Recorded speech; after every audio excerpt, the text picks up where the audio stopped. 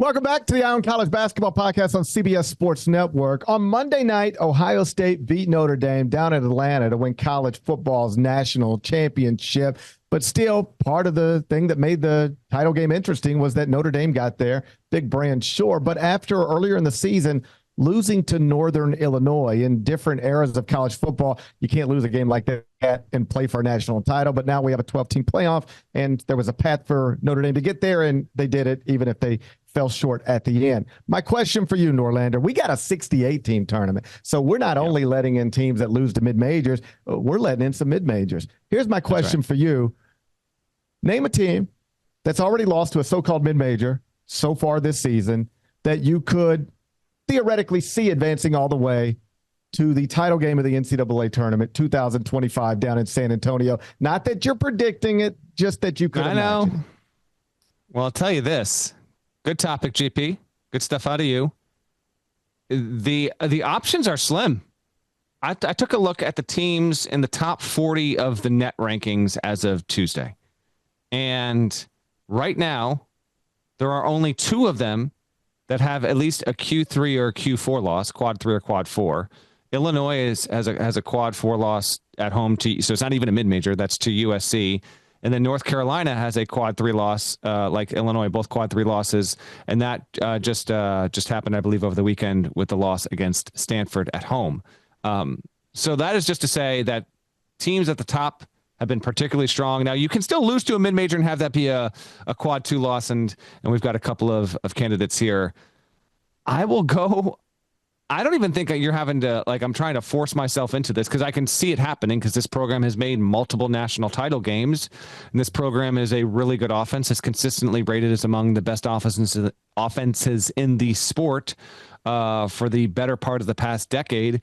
It is coming off a pair of bad losses, but it just barely gets in under the wire here, GP, and qualifies. I will say Gonzaga, 14-6, lost at home to Santa Clara, 103-99 to the Broncos. Shouts to Steve Nash because that's the last time Santa Clara had defeated a ranked team on the road when the Broncos did that back in '93. But because it's Mark Few, because the offense is among the best in the country, you've got a really good point guard in Ryan Nembhard. You've got a solid, reliable big in Graham Ike, and then some good pieces around him. Caleb Battle, who's on his 5th school in 5 years. He's a really quality player. Nolan Hickman has had some really nice moments.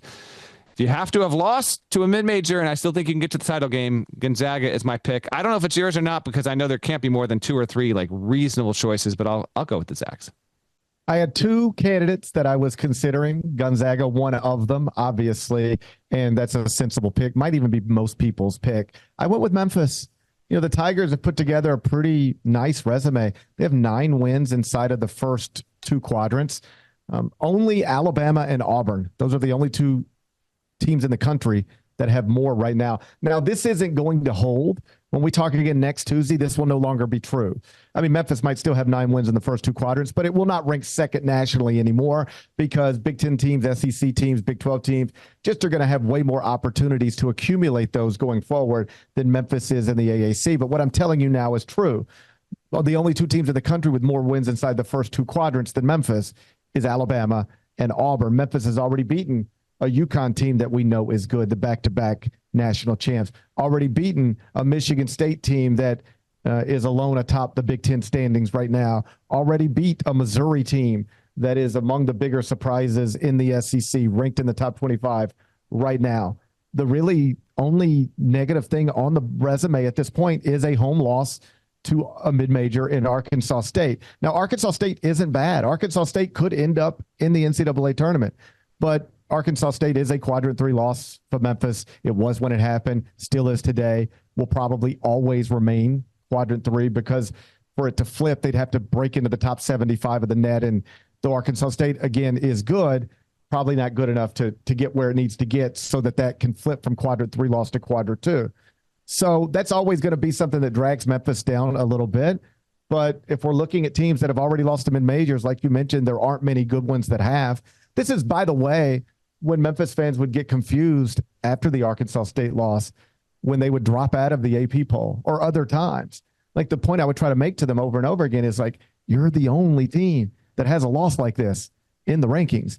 Like nobody else has lost. Like you've got some good wins, but this loss matters. And it's a bad one that most people have not experienced. That's still true. So our candidates for this question, limited.